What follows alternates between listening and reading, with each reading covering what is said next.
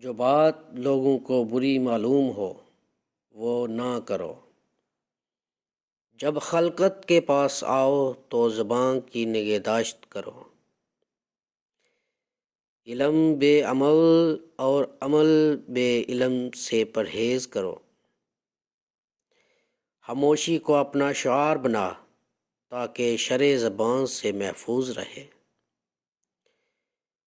کثیر الفہم اور کم سخن بنا رہ، اور حالت خاموشی میں بے فکر مت رہ۔ کوئی چیز تیرے نزدیک نعمت آخرت سے محبوب تر نہ ہو۔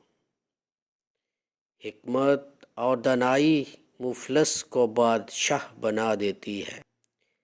نیکی کی تکمیل یہ ہے کہ اس کو کر لیا جائے۔ راستے میں بزرگوں کے آگے نہ چل کہ یہ بے ادبی ہے۔ وقت کی اگر قیمت ہے تو وہ اس کا درست استعمال ہے۔ مصائب دنیا کو آسان خیال کر اور موت کو ہر وقت پیش نظر رکھ۔ جدوجہد نہ کرنا محتاجی کا باعث ہے۔ اپنے راز کو پوشیدہ رکھنا اپنی عزت کا بچانا ہے۔